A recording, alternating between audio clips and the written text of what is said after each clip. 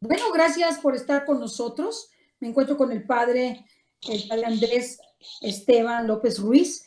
Él es un sacerdote exorcista, es un sacerdote pues que se ha caracterizado por tener esta atención a los enfermos de COVID, y en esta atención en los hospitales a los enfermos de COVID, él también pues ha sufrido esta enfermedad. Ahorita, de hecho, aunque está mucho mejor, se encuentra en confinamiento, y pues queremos agradecerle al padre que, a pesar de que estaba enfermo, está pues cerca de nosotros y podemos hacerle esta entrevista. Gracias, padre Andrés, por estar con nosotros. Muchas gracias, Cecilia. Al contrario, gracias a ti y gracias a Dios que nos concede la gracia, el privilegio de anunciar su palabra. Padre Andrés, cuéntanos un poquito cuál ha sido su experiencia en los hospitales. Hay algunas personas que siguen pensando que el COVID es un invento, que bueno, sí fue un invento, pero ya no lo es más, en el sentido de que ya las personas se pueden contagiar. ¿Y cuál ha sido su experiencia en los hospitales respecto de la atención que pueden dar los sacerdotes a los enfermos? Sí, pues yo quisiera empezar hablando sobre la capellanía COVID en la Arquidiócesis de México, cómo surgió y cómo se ha desarrollado, y después compartirles un poquito cómo veo yo esta enfermedad desde el punto de vista humano, físico, también desde el punto de vista espiritual. Claro que sí, padre, con mucho gusto. En primer lugar, cuando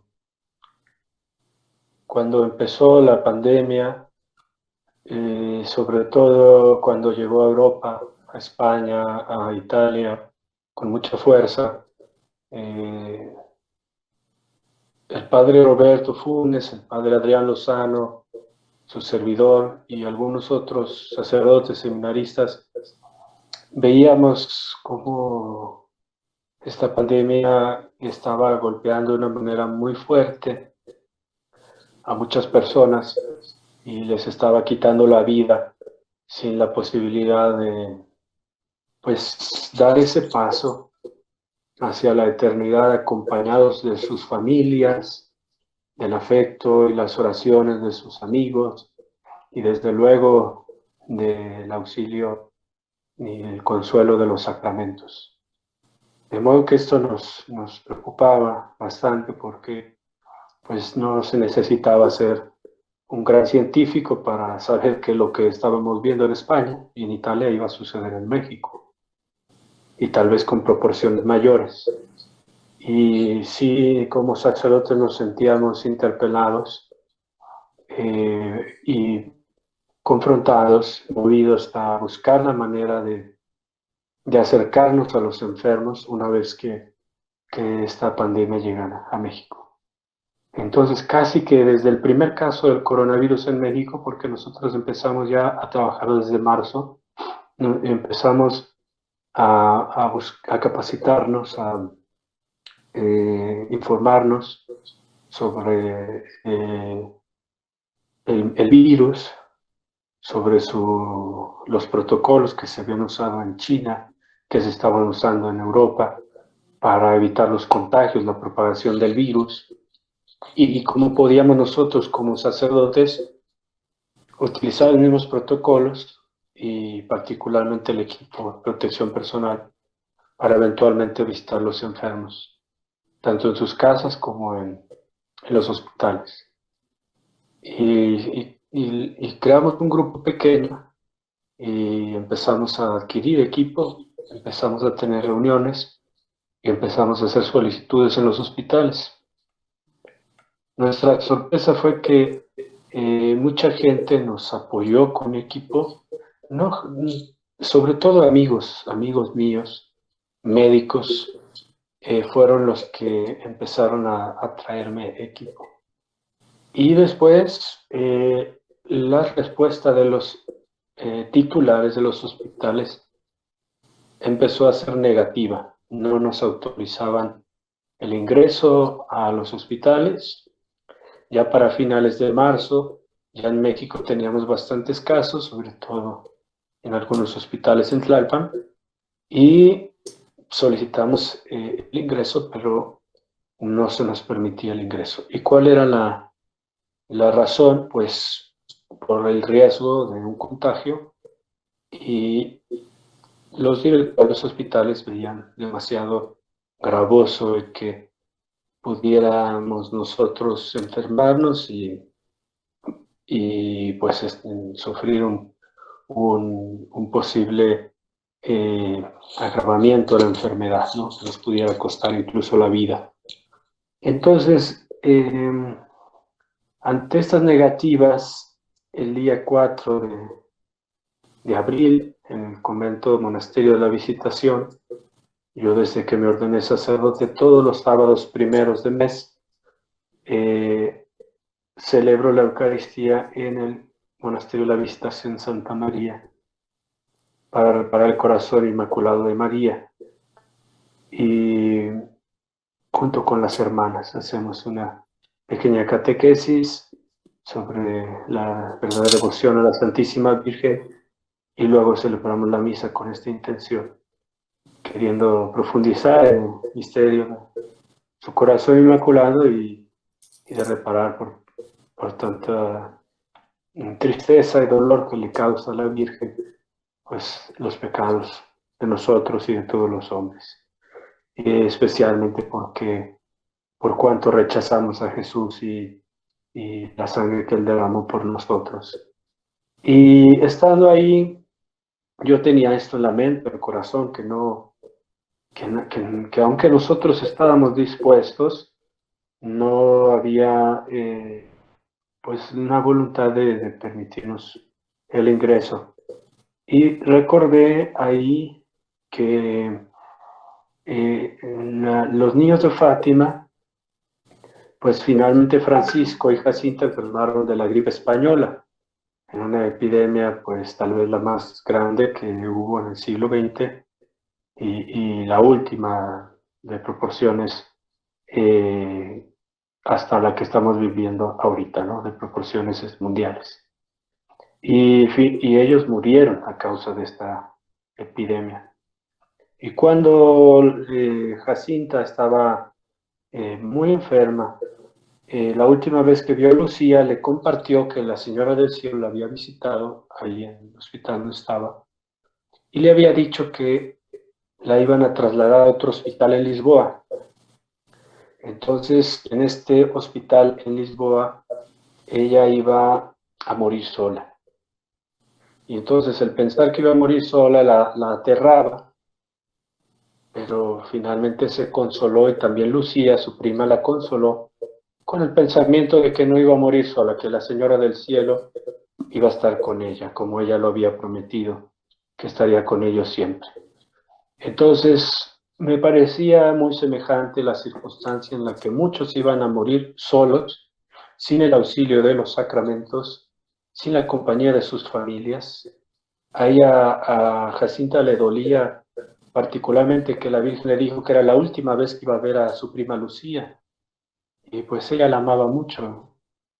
Y entonces muchos ahora pues han muerto así, solos, sin la compañía de sus familias, sin la compañía de sus amistades, sin el auxilio de los sacramentos.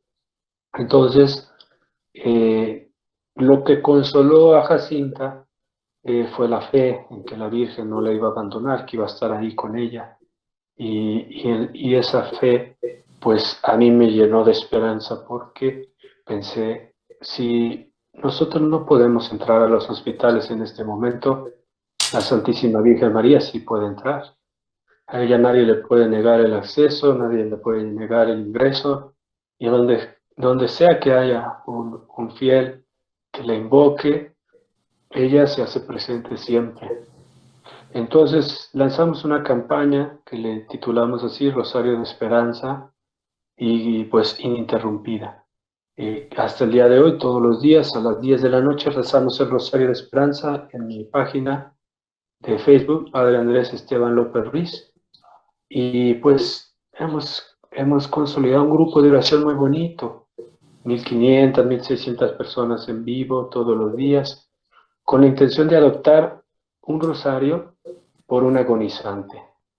Esa es la intención fundamental del Rosario de Esperanza, que nosotros respondamos a esta invitación que la Virgen nos hace a través del Rosario, los males espirituales y temporales que enfrentamos a modo personal o como sociedad o como comunidad, todos pueden encontrar una respuesta, una solución. Hasta las grandes calamidades, como fueron las grandes guerras, la Virgen María les dijo a los niños de Fátima: recen el rosario, y si ustedes rezan el rosario, la paz llegará al mundo. Entonces, si a través del rosario invocamos a la Virgen y le pedimos que intercedemos por un agonizante, y estamos seguros de que ella nos va a escuchar, y ella va a rogar a nuestro Señor Jesucristo, a su Sagrado Corazón, que derrame gracias de salvación por los agonizantes. Y después yo me di cuenta que ese día 4 de abril era el día de la muerte de San Francisco Marto. Y pues empezamos a rezar, y el rosario nos abrió las puertas, porque todos lados nos habían dicho que no. Pero le pedíamos a la Virgen esto, ¿no? Hasta que el día 12 de abril, por primera vez, era la Pascua. Nosotros empezamos un lunes santo, el rosario. Nos hablaron de un hospital aquí en la Ciudad de México, América Sur, y nos pidieron que celebráramos la misa. Y celebramos la misa ahí de la resurrección de nuestro Señor, que fue un signo también muy hermoso para nosotros poder celebrar la Pascua ahí, porque era una manera en la que Dios nos mostraba que Él quería que lleváramos el testimonio de su resurrección a un lugar de muerte, porque francamente los hospitales pues se han convertido, siempre son lugares donde las personas pues fallecen, hay defunciones en los hospitales, pero no como ahora. Ahora es muy diferente, y después les explicaré un poco lo que he visto.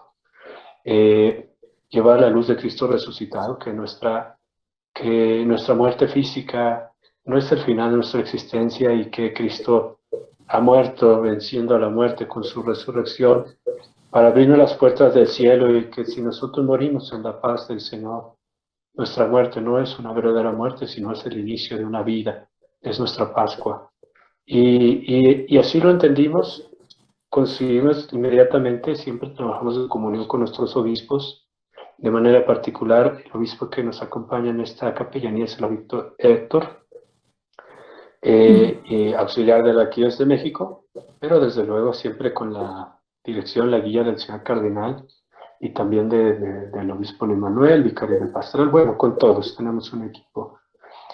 Y nos autorizaron pues dar las resoluciones generales en los hospitales y realizar esta actividad. Y esa fue la primera vez que pudimos dar la absolución general a los médicos y en la terapia intensiva en el área COVID.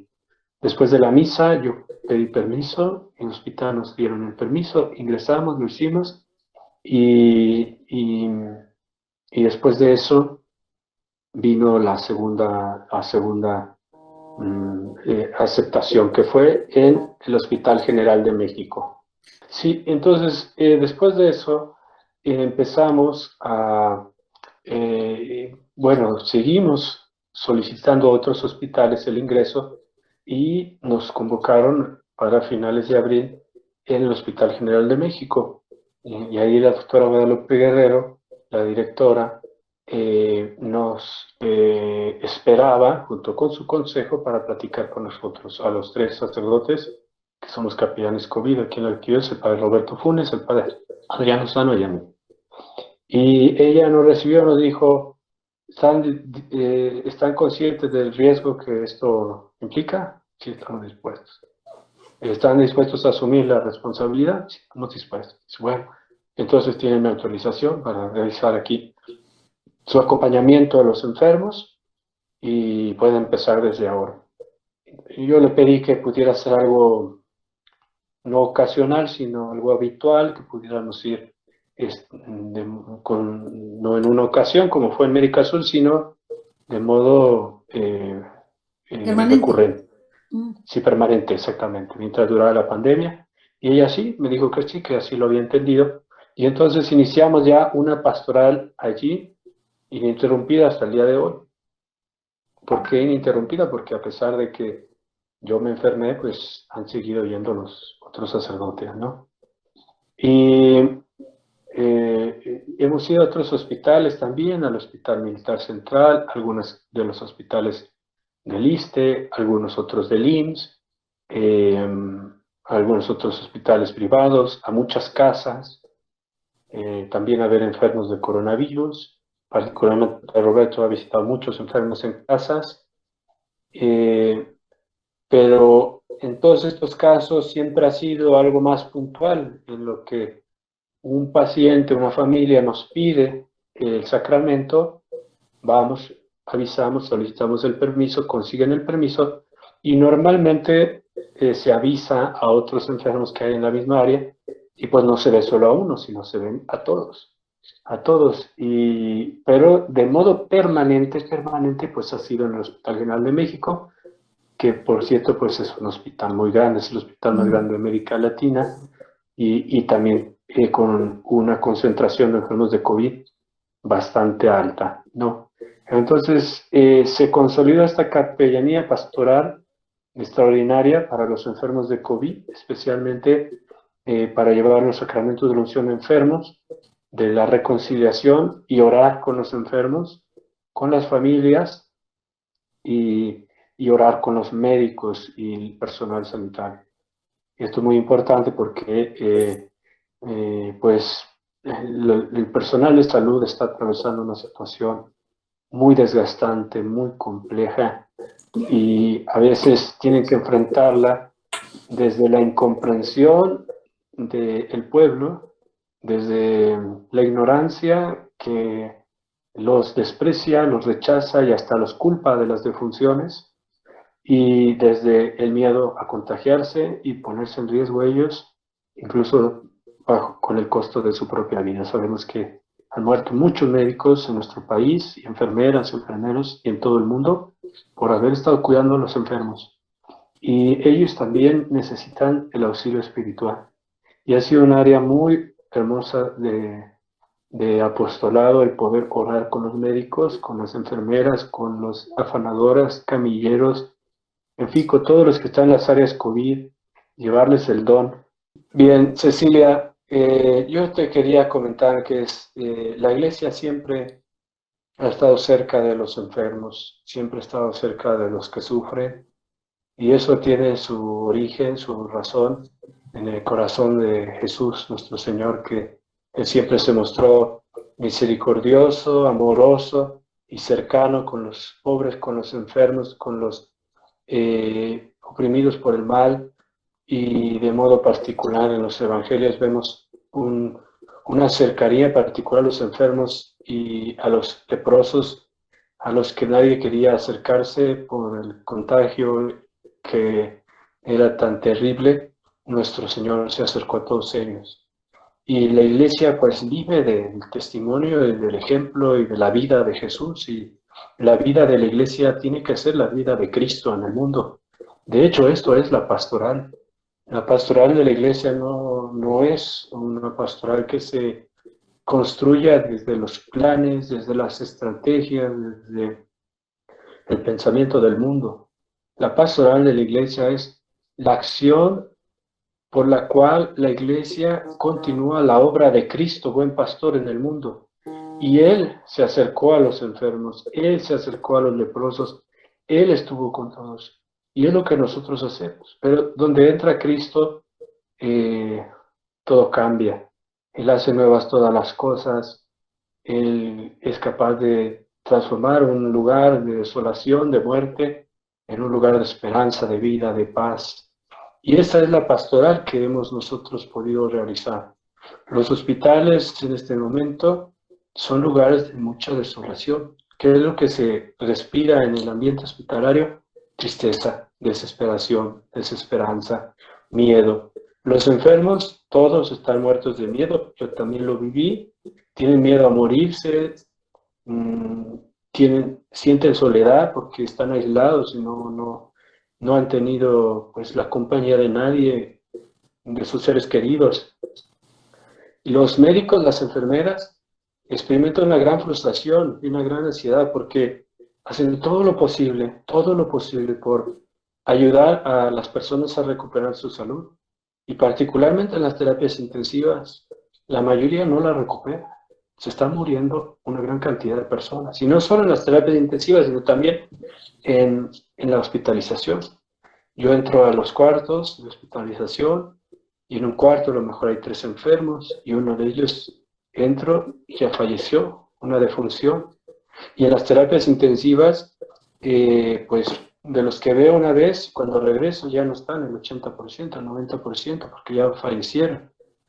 Entonces, en medio de ese lugar que ahora pues se experimenta esa impotencia de querer salvar las vidas y no poderlas salvar, Cristo se hace presente a través de la fe de las enfermedades, de la fe de los médicos, de la fe de los feligreses que están ahí sufriendo también su enfermedad. Pero un modo muy importante de la acción de la iglesia, de la pastoral de la iglesia, y vamos a decirlo así, de la presencia de Jesús en el sacerdote que lleva los sacramentos, que da la gracia y que pues expulsa el mal, ¿verdad? Expulsa el temor, expulsa la desesperanza, expulsa la tristeza. Y eso es verdad, a veces nos basta 1 minuto y medio, 2 minutos, 3 minutos con un enfermo y todo cambia, se llena de esperanza, se llena de vida. Y hemos tenido pues unas experiencias muy hermosas de poder llevar consuelo a los enfermos, de poder llevar la paz, la reconciliación a quienes han de partir hacia Dios, de poderles dar a todos los sacramentos. Y bueno, pues la pastoral continúa, es muy necesaria, lamentablemente somos muy pocos en la arquidiócesis, somos muy pocos en el país, somos muy pocos en el mundo, capellanes COVID, pero esos poquitos que somos, aunque no podemos remediar toda la amargura que ha dejado esta pandemia en el corazón de tantas personas, tantas familias, sí podemos sembrar esperanza y llevar consuelo a muchos, especialmente el pueblo de Dios, que se sienta consolado y abrazado por Jesús, el buen pastor, que no abandona su rebaño cuando ve venir al lobo, sino que corre a abrazar a cada alma, a cada oveja, que tiene la sangre de Cristo, el valor, el precio de su rescate y que no tiene temor pues también de sufrir eh, los, pues la violencia del mismo lobo que quiere devorar las ovejas, ¿verdad? Y así estamos los capellanes COVID. Yo finalmente me enfermé el 24 de mayo, me contagié, pues a causa de esta pastoral. Estuve 33 días enfermo hasta el día 25 de junio, que el Señor me devolvió mi salud. Y pues como todo enfermo de COVID, ahora ya son más de 11 millones, experimenté esta enfermedad pues solo, humanamente, ¿verdad? Aislado, con el temor de morirme y, y pues con las molestias y los sufrimientos físicos de la enfermedad. Y pues esta parte creo que también se las digo siempre que me preguntan. Yo viví mi enfermedad en solidaridad con todos los enfermos. Le di gracias a Dios porque me permitió compartir el dolor de mi pueblo, por estar al cuidado de mi pueblo. El pastor sufre, como nos enseña el Papa Francisco, sufre los dolores de su pueblo y a mí me tocó eso. Eso se lo agradezco. Me permitió orar, aunque no tanto como yo hubiera querido, porque francamente estuve muy débil. Tenía mucho sueño, todo el tiempo estaba dormido y después los episodios de tos, la dificultad para respirar. Pero dentro de lo que uno puede hacer humanamente, pues tratar de orar. Celebraba la misa aquí en mi cuarto todos los días, el rosario de esperanza nunca lo interrumpí. Algunas veces me costó mucho trabajo pues porque me sentía muy mal, pero traté de disimular lo más que pude. Y pues finalmente nuestra vida está en manos de Dios, no está en manos de un virus, no está en manos de los hombres, está en manos de Dios y eso es algo que hay que tener siempre en mente, ¿no? A mí no me va a venir un virus a quitarme la vida un instante o un día antes de que Dios disponga que mi vida mortal se acabe. Cuando yo me muera, va a ser el momento en que Dios disponga para ello. Ni un minuto antes, ni un minuto después. Y bueno, pues Yo sí, pues veo siempre la presencia de la Virgen. Todo esto empezó con ella, el Rosario de Esperanza. Yo creo que ella me cuidó también mi enfermedad, sí, humanamente solo, pero con la presencia siempre de la Virgen, que estuvo aquí conmigo siempre en mi habitación, mi aislamiento, y que pues ahora me ha devuelto la salud. Me estoy recuperando para poder estar al 100% y volver al servicio. Mis hermanos no han parado, siguen trabajando en los hospitales, gracias a Dios. Y pues finalmente, ¿cómo veo la enfermedad desde el punto de vista humano, desde el punto de vista espiritual?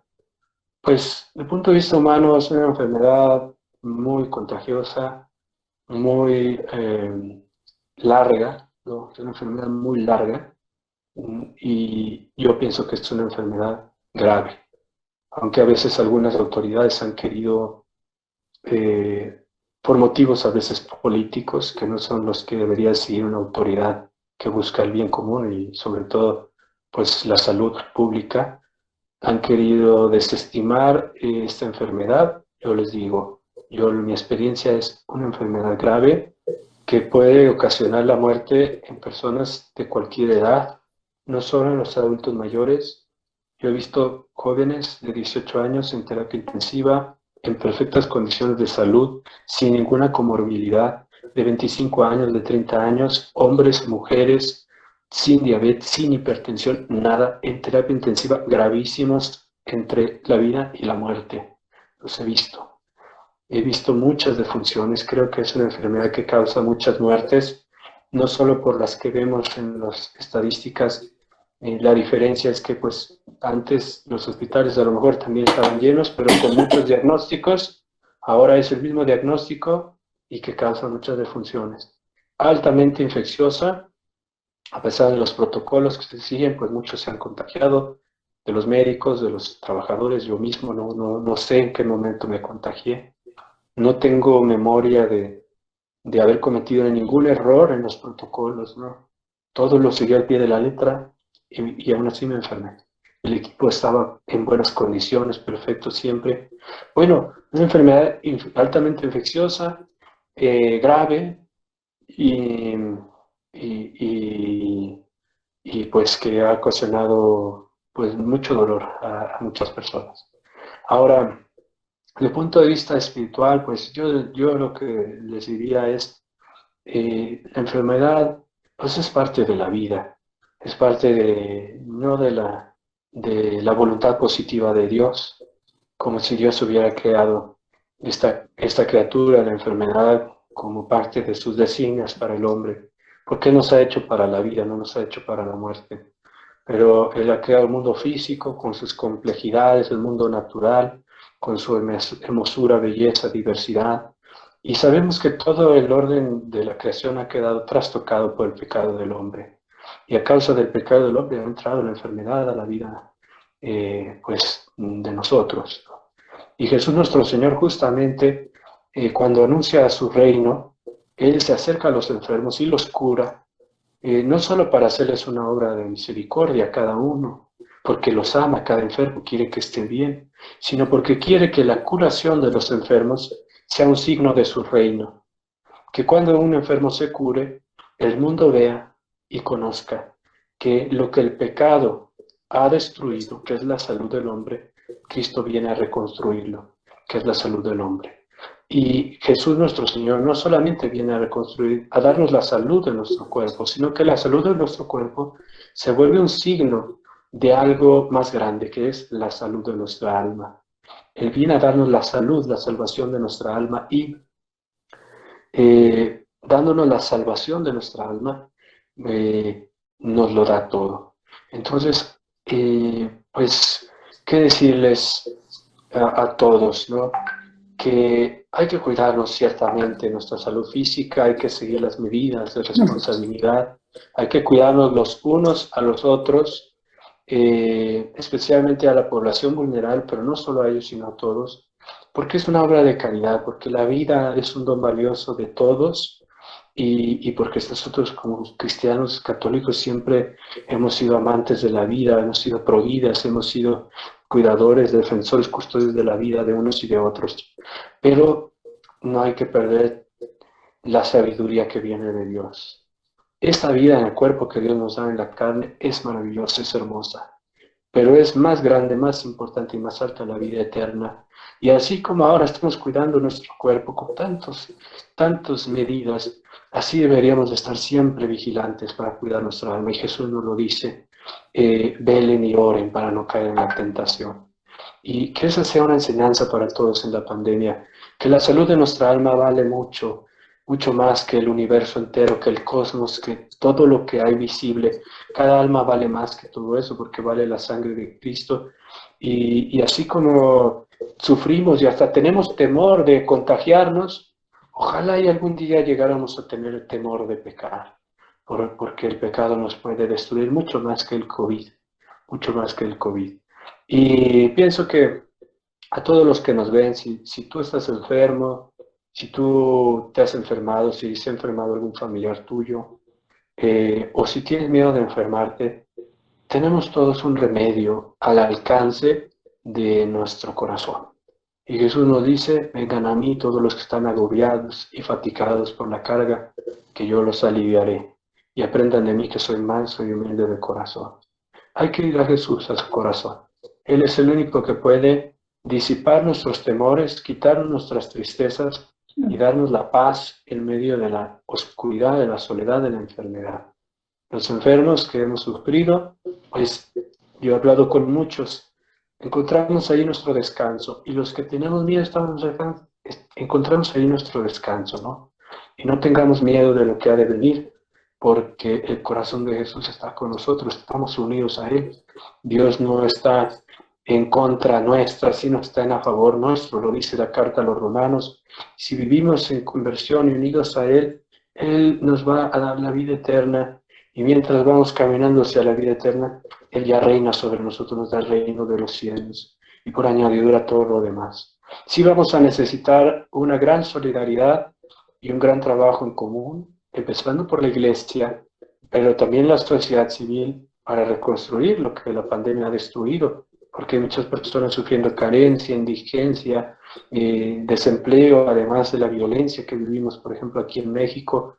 Necesitamos trabajar juntos, especialmente en la iglesia. Pienso que es momento de dejar esas confrontaciones, divisiones inútiles entre laicos, obispos, sacerdotes, pueblo de Dios. Es tiempo de reconstruir las cosas juntos y hacer comunión, ¿verdad? Hacer comunión y seguir adelante, ¿no? Que ojalá y esta pandemia nos sirva para nuestra conversión, nos sirva para reconocer lo frágil que es nuestra vida, lo breve que puede ser, que estamos en manos de Dios y que nuestro corazón y nuestra alma está llamada a la vida eterna. Pues esos son un poco los pensamientos que quería compartir contigo, Ceci, creo que ya fueron muchos. No, padre, no me gustaría ni interrumpirlo, para que usted le diga a todos los que nos escuchan la gran esperanza que hay en el sufrimiento. O sea, porque nosotros tenemos miedo a sufrir, o sea, sentimos una repulsión al sufrimiento, pero no nos damos cuenta que el sufrimiento nos une a Cristo. Y Cristo está más con los que sufren, es una forma de hablar, ¿verdad? Está más presente en los que sufren que en los que pues la pasan bien. En este momento nadie pasamos bien, para ser honestos. Pero creo que esa es una gran esperanza para el que sufre, y me gustaría que nos contara cómo sintió esa esperanza durante su enfermedad, para que la comparta con los que están sufriendo y están ahorita confinados en sus casas o tienen familiares en los hospitales. ¿Qué nos podría decir? ¿Cómo sintió la compañía de Jesús y de la Virgen? Cuéntenos. Sí, muchas gracias, Ceci.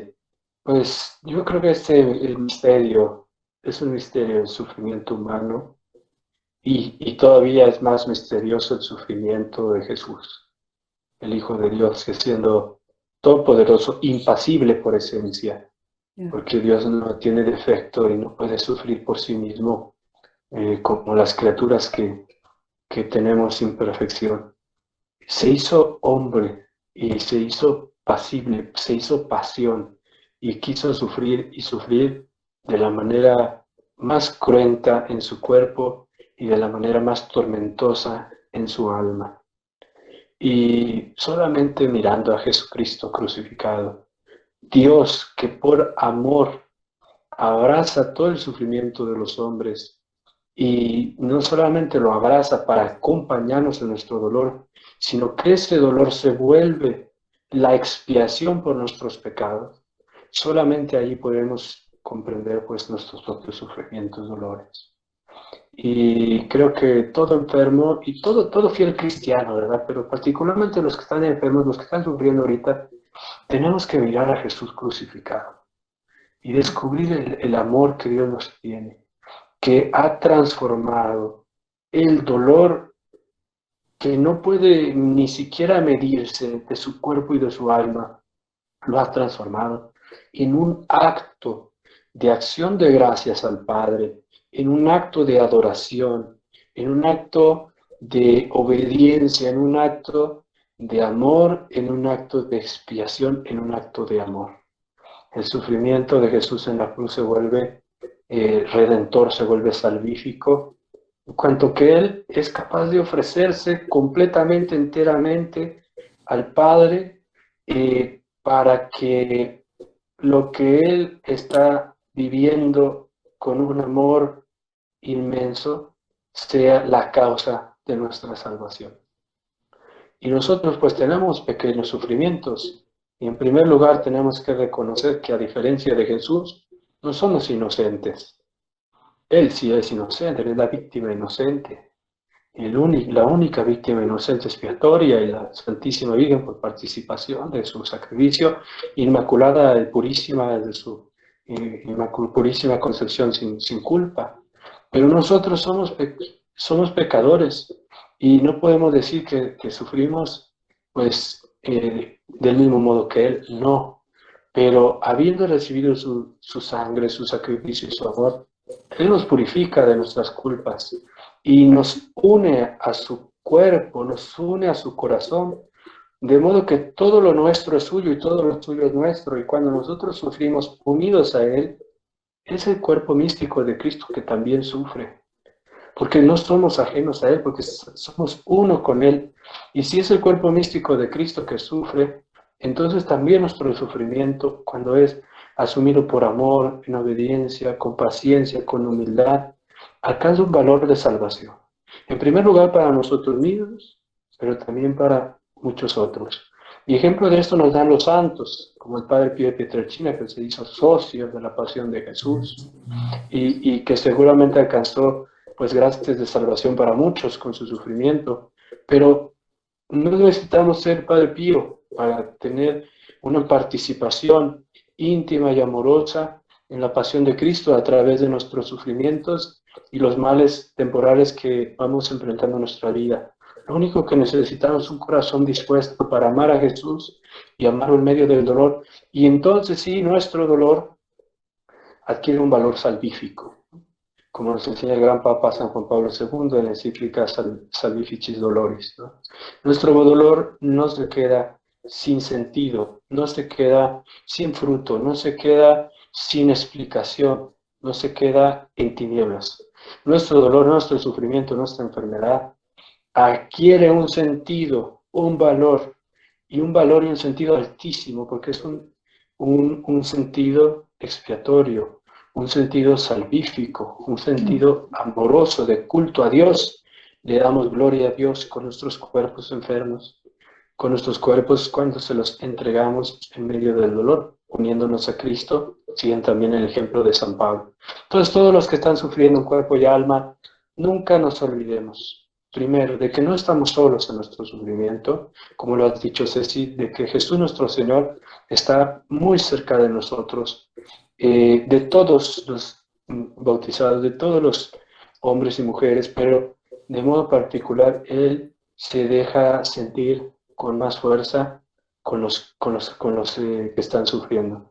Y segundo, que nuestro sufrimiento tiene un valor y no desaprovechemos pues ese valor. A veces cuesta trabajo, yo mismo les decía, yo cuando estaba enfermo, pues me costaba trabajo a veces orar porque era demasiado la fatiga, demasiado el cansancio y todo, pero desde lo más profundo del alma, ¿no? Si Jesús, por tu amor, yo te ofrezco esta enfermedad, por la salvación de mi alma, por el perdón de mis pecados, por la conversión de mi familia, por las ánimas del purgatorio, y es suficiente un acto de ofrecimiento así simple, de corazón a corazón, para que toda nuestra vida y particularmente nuestros sufrimientos, nuestro dolor, pues tenga un alcance de salvación.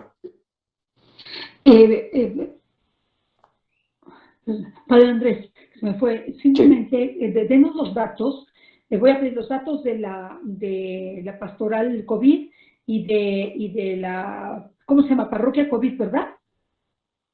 Sí, se llama Capellanía COVID. Capellanía COVID, para que pueda la gente acceder y pedir la ayuda para sus enfermos. Esa es una, y que también una forma de comunicarnos con usted por si hay personas o familias que quieran escucharlo, que quieran recibir un consejo, incluso me imagino que usted podrá también decirle lo que a usted le ayudó a salir de la crisis y de la enfermedad, todos los tratamientos que usted utilizó. También sería muy bueno si usted nos da estos datos.